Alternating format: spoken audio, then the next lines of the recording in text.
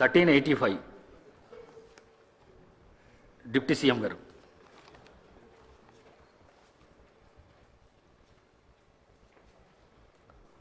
అధ్యక్ష,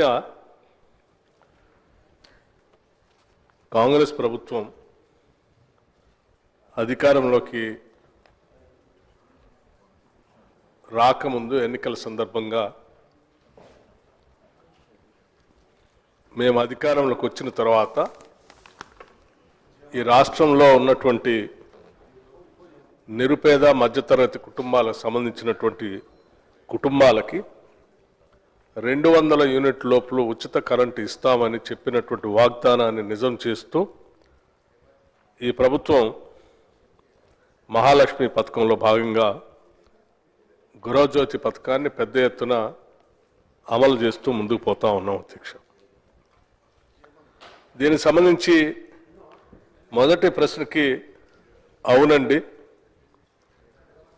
రెండో ప్రశ్నకి ఇందులో కేవలం మహిళలే కాదు అధ్యక్ష, యావత్ కుటుంబాన్ని యూనిట్గా తీసుకొని ఆ కుటుంబంలో ఉన్నటువంటి మహిళలు కుటుంబ సభ్యులు అందరికీ లబ్ధి చెందేటట్టుగా ఈ పథకాన్ని అమలు చేస్తూ ఉన్నాం అధ్యక్ష. అట్లాగే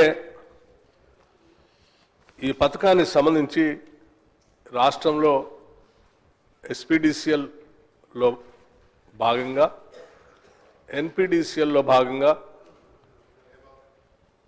ఎవరెవరి ఏరియాల్లో జిల్లాల వారిగా పెద్ద ఎత్తున ఈ పథకాన్ని అమలు చేస్తూ ఉన్నాం అధ్యక్ష. ఎస్పీడీసీఎల్లో మొత్తంగా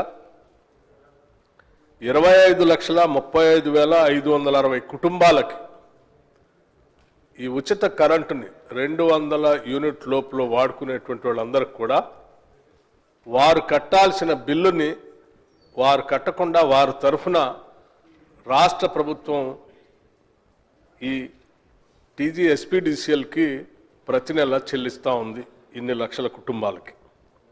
అట్లాగే ఎన్పీడీసీఎల్ సంబంధించి కూడా ఆ పరిధిలో ఉన్నటువంటి జిల్లాల్లో 27,46,938 కుటుంబాలకి ఆ కుటుంబాలు చెల్లించాల్సినటువంటి 200 యూనిట్లు సంబంధించిన బిల్లుల్ని వారి తరఫున రాష్ట్ర ప్రభుత్వం ఎన్పీడీసీఎల్కి ప్రతి నెల చెల్లిస్తూ ఉంది అధ్యక్ష. వెరసి మొత్తంగా రాష్ట్రంలో 52,82,498 కుటుంబాలకి ఈరోజు ఉచితంగా అంటే వారు కట్టాల్సిన బిల్లుల్ని వారి తరఫున రాష్ట్ర ప్రభుత్వం ఈ ఎస్పీడీసీఎల్కి ఎన్పీడీసీఎల్కి బిల్లులు చెల్లిస్తూ ఉంది అధ్యక్ష.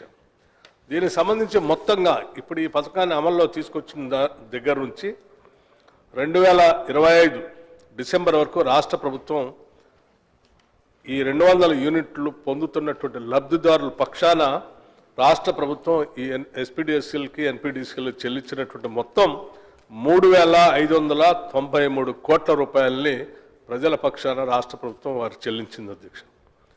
ఈ అర్హులైన మహిళా దరఖాస్తుదారులందరికీ ఈ పథకాన్ని వర్తింప చేయడం అయింది అధ్యక్ష, అంటే ఆ కుటుంబాలకి.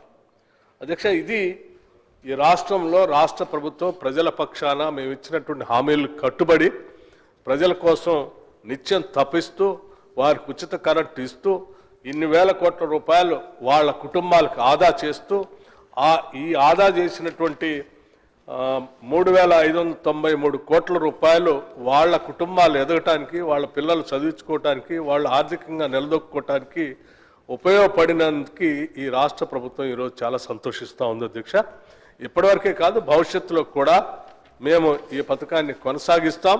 200 యూనిట్లు ఉచితంగా రాష్ట్ర ప్రజలకు మేము ఇచ్చినటువంటి మాట ప్రకారం ఇస్తూ ఉంటాం. ఈ రాష్ట్రంలో ఉన్నటువంటి పేద బడుగు బలహీన వర్గాలు మధ్యతరగతి కుటుంబాలకు సంబంధించినటువంటి వాళ్ళు ఆర్థికంగా నిలదొక్కుని ఎదిగి ఈ సమాజంలో ఆత్మగౌరవంతో బతకటం కోసం మా ప్రయత్నం అంతా చేస్తూనే ఉంటాం. అందులో భాగంగానే చేస్తూ ఉన్నాం అధ్యక్ష. ధన్యవాదాలు.